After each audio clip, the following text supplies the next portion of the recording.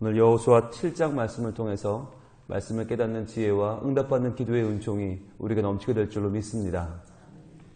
어제 드디어 여리고성이 무너졌어요. 함락할 수 없는 난공불락의 성, 팔레스타인 지역에서 가장 견고하다고 하는 여리고성이 무너졌어요. 자, 이제 이스라엘 백성들 앞에는 어떠한 적도 맞설 수 없을 것처럼 보입니다.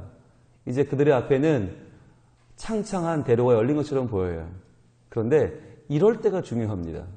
여러분, 뭔가 우리가 불가능해 보이는 일을 이루었을 때 그때가 중요해요. 왜냐하면 불가능해 보이는 그 일을 누가 한 겁니까? 내가 한 겁니까? 아니잖아요. 하나님이 하셨잖아요. 우리는 항상 입으로는 하나님이 하셨다, 이것은 은혜다라고 고백을 해요.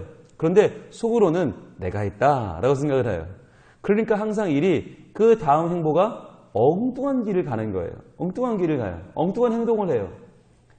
사람들이 볼 때 고생하고 힘들고 참 고난의 시간을 보낼 때에는 모두가 정상인 것처럼 보여요. 그런데 그러다가 뭔가 일이 하나 잘 되면, 뭔가 놀라운 일이 눈앞에 벌어지면 그때부터는 사람이 이상해지게 바뀌는 모습들을 우리는 흔히 볼 수 있어요.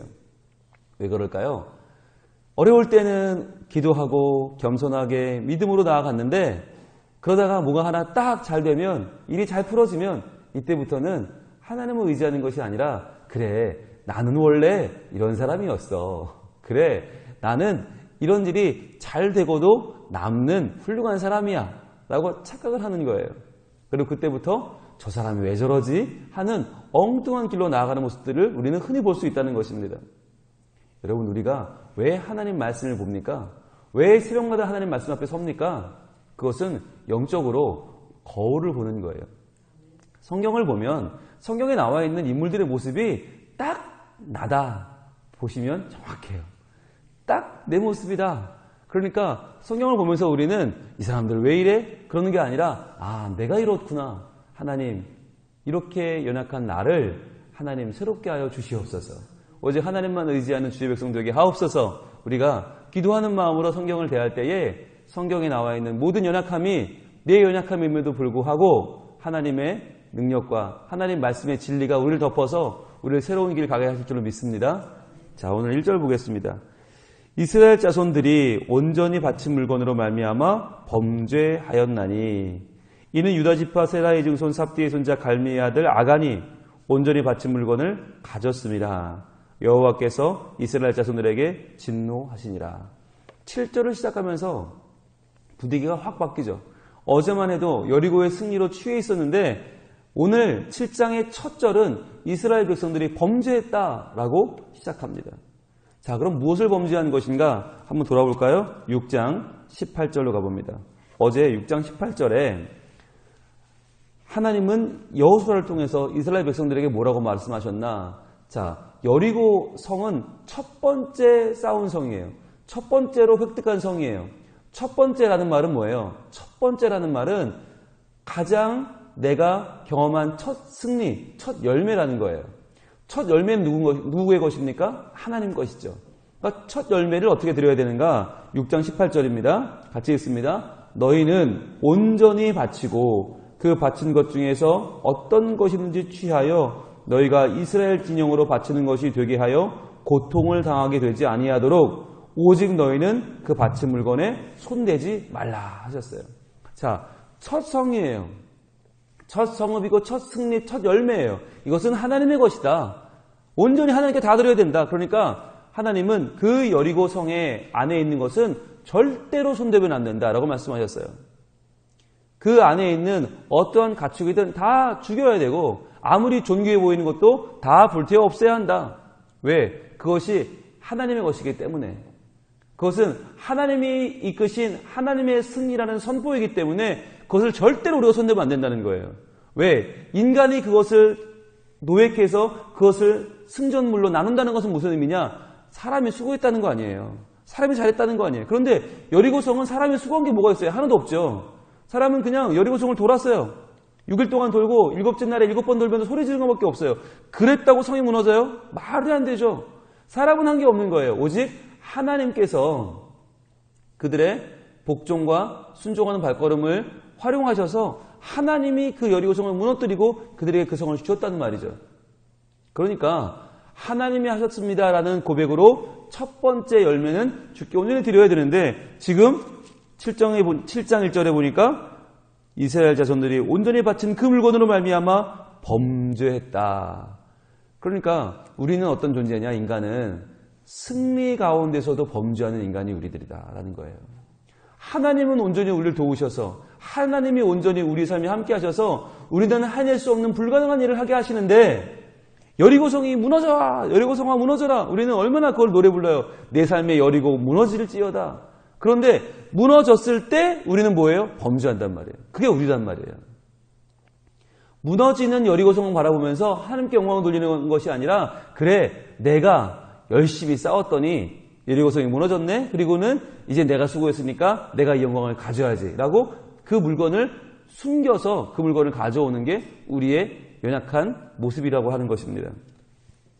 자, 그런데 보세요. 재미있는 건요. 물건을 훔친 사람이 누구냐? 정확히 나와 있어요. 유다 지파, 세라의 증손, 삽디의 손자, 갈미의 아들 아간이라고 확실하게 나와 있어요.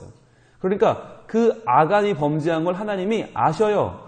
그런데 아간 개인의 범죄를 오늘 7장 1절 뭐라고 말씀하세요? 이스라엘 자손들이 범죄했다라고 말해요. 왜 그럴까요? 한 명이 범죄했는데 아간이 범죄했는데 하나님은 아간이 범죄했다고 쓰지 않고 이스라엘 자손들이 범죄했다고 씁니다. 이게 죄의 공동체성이에요. 공동체성. 우리는 하나님 앞에서 개별적으로 존재하는 각자 한 명 한 명이 아니라 믿음의 공동체예요. 그러니까 내가 나 혼자 범죄하는 거 아무도 모르겠지. 나 혼자 범죄하는 거 그래 별 영향이 없을 거야. 아니요. 나의 범죄는요 반드시 우리 모두의 범죄가 되는 거예요. 하나님은 그렇게 보신다는 거예요. 왜냐하면 믿음이라고 하는 것이 나 혼자 성장하는 것이 아니고요. 나 혼자 형성되는 것도 아니고 나 혼자 잃어버리는 것도 아니에요. 유명한 말이 있죠. 한 아이가 바로 자라기 위해서는 한 마을이 필요하다. 그 말이 뭡니까? 한 명이 자라는데 엄마 아빠만 있어도 되는 게 아니라 이웃집 아저씨도 필요하고 옆집 아줌마도 필요하고 온 마을에 사람들이 영향을 미친다는 거예요. 그 아이에게. 그래서 한 아이가 잘 자라려면 온 마을이 필요해요. 마찬가지로 신앙이 형성된다고 하는 것은 나 혼자 그냥 돌을 닦아서 나 혼자 기도하고 말씀 읽고 되는 게 아니에요. 분위기가 중요하다는 거예요. 영적인 분위기. 함께 신앙생활하는 사람들의 영적인 분위기가 어떠한가? 말씀을 사모하는가? 기도를 통해 하나님을 만나려고 하는가? 늘 거룩하게 깨어있어서 정결하게 살려는 거룩함이 있는가? 아니면 그냥 어느 교회 말씀이 좋다니까 그 교회 가서 그냥 말씀이나 들어볼까? 어느 교회 가면 사람들이 유력한 사람들이 모인다니까 거기 가서 한번 교제나 해볼까? 어느 교회 가면 밥이 맛있대.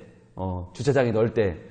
엘리베이터가 아주 끝내준대. 여러분 우리는 여러 가지 생각과 방식으로 신앙생활을 합니다. 모습은 똑같아요. 여기 나와 앉아있는 모습은 똑같은데 그 마음속에 동기는 다 다르단 말이에요. 그런데 하나님 뭘 보시나? 여기 나와 앉아있는 우리의 결과만 보시는 게 아니라 우리 마음속에 동기를 보신단 말이에요. 무슨 마음을 가지고 나왔는가? 무슨 마음을 가지고 신앙생활을 하는가? 그 동기를 본단 말이에요. 그렇게 본다면 한 사람의 동기가 얼마나 중요한 것인가 하는 거예요. 나 하나 그냥 어설피 얼레벌레 와서 앉아있는 게 그냥 나 하나만 정신없이 앉아있다가 나 하나만 은혜 받고 돌아가는 게 아니라 다른 사람에게 영향을 미친다는 거예요. 그래서 신앙은 항상 공동체성이 중요해요. 그러다 보니까 하나님은 지금 아간의 죄를 아간의 범죄했다라고 하지 않고 이스라엘 자손들이 범죄했다라고 말씀하세요. 그러니까 하나님이 누구한테 진노하세요? 7장 1절 하반부입니다. 여호와께서 이스라엘 자손들에게 진노하시니라. 그게 맞는 거죠. 이스라엘 자손들이 범죄했으니까 이스라엘 자손들에게 진노하시는 게 맞는 거죠. 그러니까 여러분 우리가 죄에 대해서 정말 민감해야 되는 거예요. 나 하나 범죄해서 나 하나 죄값 치르면 그만? 아니요. 내가 잘못하니까 이스라엘 자손들이 진노를 받더라는 거예요. 그러니까 우리 모두가 죄에 대해서 깨어 있어야 합니다. 그러면 이러한 마음으로 남의 죄를 우리가 발견했을 때 어떻게 해야 돼요? 당신 때문에 우리가 이렇게 됐잖아 라고 말하면 돼요? 아니요. 그렇게 하는 게 아니라 어떻게 해요? 그 사람의 죄를 이겨낼 수 있도록 우리가 도와줘야 되는 거예요. 그게 신앙의 공동체성이에요. 나의 연약함은 나 때문에 우리 모두가 함께 범죄하지 않도록 내가 정말 거룩함을 추구하고 정결하게 살도록 노력해야 되죠. 그러나 다른 사람의 잘못을 봤을 때는 그것이 나의 잘못과 무엇이 달라요? 나는 그 사람보다 뭐가 더 잘났어요. 그러니까 그 사람이 그 죄를 이겨내고 함께 거룩해질 수 있도록 그들을 도와줘야 된다라고 하는 거예요. 그렇게 됐을 때 정죄하고 심판하는 공동체가 아니라 함께 죄를 이기고 함께 거룩해져서 하나님을 높이는 공동체가 될 수 있는 것이죠. 그것이 올바른 신앙 공동체다라고 하는 거예요. 자, 그런데 이렇게 아간이 범죄를 했는데 그 범죄를 사람들은 알까요? 모를까요? 모릅니다. 하나님은 아셔요. 그러니까 1절에 딱 시작하실 때마다 밝히시는데 2절의 사람은 전혀 몰라요. 그러니까 사람은 어떻게 하나? 사람은 각기 자기 소견에 오른 대로 합니다. 볼까요? 2절입니다.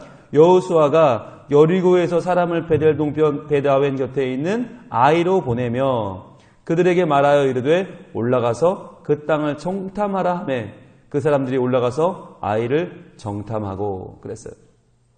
자, 여호수아는 지금 어떻게 자기의 사명을 다하고 있습니까? 자기가 잘하는 거 하고 있어요. 자기가 잘하는 거. 그 사람은 다 그렇죠. 사람은 자기가 잘하는 거 하죠. 자기가 해본 걸 하죠. 그러니까 여호수아는 정탐꾼 출신이니까 정탐하는 게 능해요.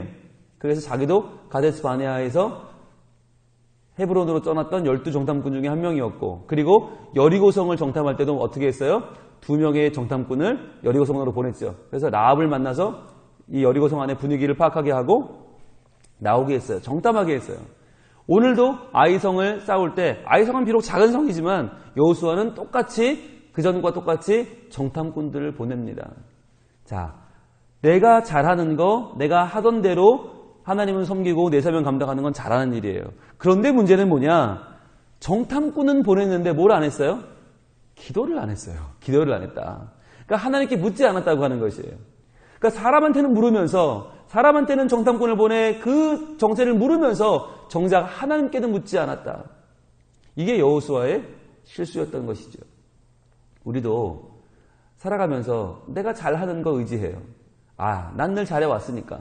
내가 하면 어느 정도의, 그래, 평균은 치니까. 이 정도의 결과는 늘 나왔으니까. 우리는 내가 잘하는 걸 의지하고 마음을 놓아요. 그런데 그 순간 실수하는 거예요.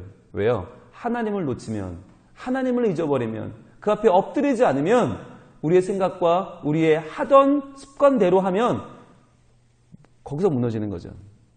보겠습니다. 3절입니다. 여호수아에게로 돌아와 그들에게 이르되, 그에게 이르되 뭐라고 합니까? 백성을 다 올라가게 하지 말고 2-3천 명만 올라가서 아이를 치게 하소서. 그들은 소수이니 모든 백성을 그리로 보내어 수고롭게 하지 마소서 하므로 백성 중 3천 명쯤 그리로 올라갔다가 어떻게 됐습니까? 아이 사람 앞에서 도망하니 아이 사람이 그들을 36명쯤 쳐 죽이고 성문 앞에서부터 스바림까지 쫓아가 내려가는 비탈에서 쳤으므로 백성의 마음이 녹아 물같이 된지라 그랬어요. 자, 아이는 작은 성입니다. 그러나 성을 공격하는 일이 쉽다고 그랬어요? 어렵다고 그랬어요? 매우 어려운 일입니다. 아무리 작은 소수라도 성을 공략하는 건 매우 어려운 일이에요. 그러니까 소수라고 얕봤다간 큰일 나는 거죠. 그런데 지금 정탐꾼도 여호수아도 다 아이성을 얕봤어요. 왜일까요? 여리고성의 승리에 취한 거예요. 야, 우리가 여리고 같은 큰 성도 무너뜨렸는데 아이 같은 작은 성을 왜 못 무너뜨리겠느냐라고 생각하는 것이죠. 그런데 착각과 오해는 뭐예요? 여리고성을 내가 무너뜨린 게 아니라는 걸 까먹은 거예요. 여리고성을 우리가 무너뜨린 게 아니라 우리는 활 한 번 쏘지 않고 창 한 번 던지지 않았는데 하나님이 무너뜨리신 것을 그들은 착각하고 오해해서 아이성도 저절로 무너지겠지 생각한 거죠. 기도하지 않고 하나님 뜻을 구하지도 않고 하나님 뜻을 언약을 받지도 않고 그들은 무모하게 도전했다가 아이성에서 큰 패배를 경험하고 36명이 죽었어요. 자, 우리는 이 실패가, 이 패배가 그들의 무모함 때문이 아니라는 걸 알고 있죠. 왜냐하면 7장 1절이 아간의 범죄를 먼저 밝히고 시작하고 있다는 것은 무엇이에요? 왜 졌어요? 아간의 범죄 때문이에요. 그런데 아간의 범죄는 혼자 범죄했는데 몇 명이 죽었어요? 36명이 죽었어요. 여러분, 이게 죄의 무서운 결과예요. 죄는 나 하나 범죄해서 나 하나 해결되고 끝나는 게 아니라 훨씬 더 많은 영향력을 우리 공동체에 미친다고 하는 것입니다.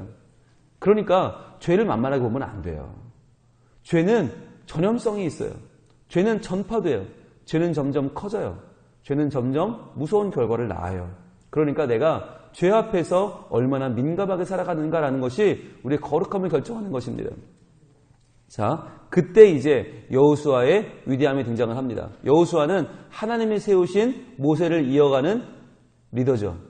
그 위대함이 6절에 나타납니다. 여호수아가 옷을 찢고 이스라엘 장로들과 함께 여호와의 궤 앞에서 땅에 엎드려 머리에 티끌을 뒤집어 쓰고 저물도록 있다가, 자, 머리에 티끌을 왜 뒤집었습니까? 나는 티끌입니다 라는 고백인 것이죠. 하나님, 저는 티끌입니다. 하나님, 저는 못난 인간입니다. 저는 땅에 흙도 못 되는 티끌이고 먼지입니다. 이러한 먼지가 하나님의 은혜로 여기까지 왔는데 그것을 잊어버리고 하나님을 의지하지 않았습니다. 용서해 주세요 라고 하는 회개의 표시가 바로 티끌을 뒤집어 쓰는 것이죠. 어디 앞에서? 여호와의 궤 앞에서, 하나님의 임재 앞에서 그는 지금 회개하는 거예요. 주님 용서해 주세요. 도와주세요. 그리고는 기도를 하는데 7, 8, 9, 10절까지 7, 8, 9절까지 기도가 이어지는데 7, 8, 9절을 내내 읽는 동안에 마음이 아파요. 아, 현실이 너무너무 괴로워요. 너무너무 슬퍼요. 36명이 죽었어요. 아, 나 때문에 죽었구나. 그 가슴 아픈 기도가 이어지는데 제일 중요한 부분이 어디냐? 바로 9절의 하반절입니다. 9절 하반절 같이 읽습니다. 주의 크신 이름을 위하여 어떻게 하시려 하나이까 하니. 노란색으로 쫙 쳐보세요. 주의 크신 이름을 위하여 어떻게 하시려 하나이까. 이것이 이 기도의 마무리인데 7, 8, 9절 이어지는 석절의 기도 가운데 제일 중요한 부분이 여기에요. 왜냐하면 7, 8, 9절의 상반절까지의 기도는 어떤 기도냐면 한탄하는 기도고 하소연하는 기도고 이것은 우리의 삶을 아파하는 기도에 불과해요. 그런데 이런 기도는 공감은 될지 모르나 변화를 일으킬 수는 없어요. 그런데 진짜 우리 삶을 변화시키는 기도는 뭐냐? 주의 이름이에요. 주의 이름. 주의 크신 이름.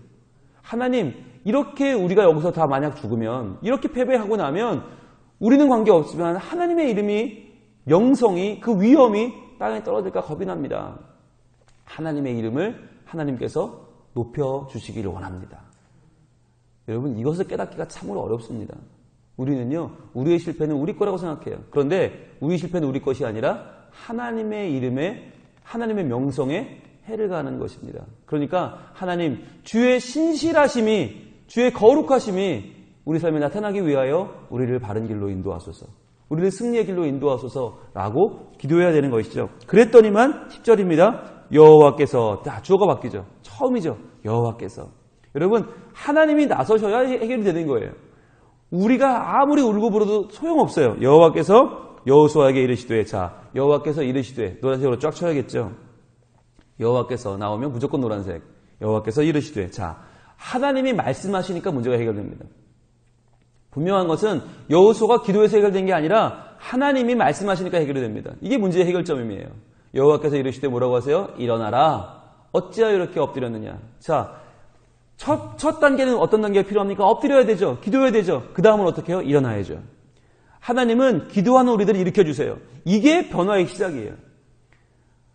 엎드리지 않으면 일어나라가 없어요. 엎드리지 않는데 어떻게 일어나요? 우리가 기도하며 엎드릴 때 하나님은 일어나라. 우리를 사용하셔서 문제를 해결하시죠. 11절, 이스라엘이 범죄하여 내가 그들에게 명령한 나의 언약을 어겼으며 또한 그들이 온전히 바친 물건을 가져가고 도둑질하며 속이고 그것을 그들의 물건을 가운데 두었느니라. 하나님이 분명히 밝혀주시죠. 범죄 때문에 그래 라고 알려주시는 거예요. 하나님의 말씀이에요. 이건 다른 이유가 아니야. 너희가 범죄해서 그래 라고 온전히 말씀해 주시죠. 그러면서 뭐가 중요해요? 나의 언약을 어겼다. 이게 중요한 거예요. 언약이 중요한 거예요. 언약. 내가 분명히 너희한테 말했는데 너희가 그 언약을 어겼다. 그래서 졌다. 그러니까 여러분, 우리가 실패할 때 꼭 돌아봐야 될 것이 있어요. 내가 하나님의 언약을 어긴 것은 없는가? 하나님의 말씀을 어긴 것은 없는가? 하나님이 내게 주신 그 약속의 말씀이 내게 이루어지리라고 믿고 살아야 되는데 믿지 않은 것은 없는가? 하나님을 신뢰하지 않은 것은 없는가? 그 주의 언약을 지켜야만 하는 것이죠. 12절, 그러므로 어떻게 해야 됩니까? 이스라엘 자손들이 그들의 원수 앞에 능히 맞서지 못하고 그 앞에서 돌아섰나니 이는 그들도 온전히 바친 것이 됨이라. 그 온전히 바친 물건을 너희 중에서 멸하지 아니하면 내가 다시는 너희와 함께 있지 아니하리라. 자, 너희가 범죄한 것을 빨리 멸하라는 것이죠. 그것을 없애버려라. 고백하고 없애라. 그러지 않으면 내가 너희 곁에 있지 않겠다. 13절, 너는 일어나서 자, 한 번 더 일어나라고 말하죠. 이 일어나라, 쿰. 굉장히 중요한 말이에요. 일어나라, 결단입니다. 일어나라, 헌신입니다. 일어나라, 이제부터 죄를 떠나서 하나님의 언약의 백성으로 새롭게 시작하라는 것이에요. 일어나서 백성을 거룩하게 하여 이르기를 너희는 내 일을 위하여 스스로 거룩하게 하라. 죄를 떠나라는 것이죠. 더 이상 죄 가운데 물들어 있지 말라는 것이죠. 이제는 하나님의 거룩한 백성이 되어 하나님이 하실 일들을 바라보며 하나님의 정결한 백성으로 나아가라는 것입니다. 이스라엘의 하나님 여호와의 말씀에 이스라엘아 너희 가운데 온전히 바친 물건이 있나니 너희가 그 온전히 바친 물건을 너희 가운데 제하기까지는 내 원수들 앞에 능히 맞서지 못하리라. 하나님의 동행은 항상 거룩함 가운데 있습니다. 정결함 가운데 있습니다. 여러분, 그런데요, 이렇게 말하면 우리는 굉장히 약해지죠. 야, 그럼 내가 죄가 하나도 없어야 하나님 날 도와주시나? 아, 내가 그러면 하나님 말씀을 다 지켜야만 하나님 나와 함께 하시나? 그렇지 않아요. 문제는 뭐냐? 연약해도 좋아요. 약해도 좋아요. 인정하면 돼요. 고백하면 돼요. 하나님, 제가 이렇게 연약하고 이렇게 힘이 없어요. 하나님, 제가 욕심꾸러기고, 하나님, 제가 이렇게 욕망덩어리고, 하나님, 제가 이렇게 하나님을 반역하여 내가 영광을 취하고자 하는 연약한 백성입니다. 라고 고백하면 되는 것이에요. 고백하면 이길 힘을 하나님이 주실 줄로 믿습니다. 지금 이스라엘 백성들이 왜 문제예요? 고백하지 않으니까 문제예요. 아간도 자기 죄를 아무도 모를 거야. 완전 범죄 꽁꽁 숨기고 있고, 누구도 그 죄를 알지 못하니까 그 죄에 물들어가는, 죄에 골마 터져 있는 자기의 속내는 알지 못한 채 하나님이 도와주실 거야. 승리에 도취되어 있으니까 실패하더라는 것입니다. 오늘 이 아침에 우리가 하나님 앞에 나와 섰습니다. 말씀은 거울이라고 했죠. 내게 아간 같은 모습은 없는가? 하나님이 주신 승리를 내가 얻었다고 착각해서 내가 당연한 권리로 그것을 취하고 있는 것은 없는가? 하나님께 올라가야 될 주의 이름의 명성을 내가 가로채고 있는 것은 없는가? 과연 나는 지금 하나님 앞에 거룩한 백성으로 서 있는가? 이 시간 돌아보고, 여러분, 새벽기도 나오는 게 내 의가 아니에요. 주일 예배 빠짐없이 나오고, 수요예배 나오고, 뭐 어느 부서 봉사하고, 뭘 하고 그게 내 자랑이 아니에요. 그걸 할 수 있도록 건강 주시고 은혜 주시는 하나님의 위대한 분인 거예요. 무엇 하나라도 내가 한다고 말할 때 그것은 굴레가 되고 날 넘어뜨리는 덫이 되고 맙니다. 그것을 할 수 있도록, 그 자리에 있을 수 있도록, 그것을 감당할 수 있도록 내게 모든 여건을 허락하시는 그 하나님을 찬양하면서 오늘 이 아침에 기도하시길 바라요. 주님, 거룩하게 하옵소서. 주님, 정결하게 하옵소서. 연약한 내 인생, 부족한 내 인생, 아무것도 할 수 없으나 그러나 주 앞에 나와 기도할 수 있도록 허락하시는 주님, 다시 한번 내가 정결한 백성이 되어 믿음으로 살게 하옵소서. 그리하여 내 인생의 모든 실패는 떠나가고 하나님 주시는 온전한 승리가 임하는 주의 백성이 되게 하여 주시옵소서. 분명히 그 기도를 주님 들어주시고 우리를 바른 삶으로, 바른 승리로, 거룩한 하나님과의 연합과 그로 말미암아 누리는 올바른 승리로 우리 인도하실 줄로 믿습니다. 기도하겠습니다. 하나님, 하나님의 온전한 승리를 가로채려는 우리의 연약한 모습을 고백합니다.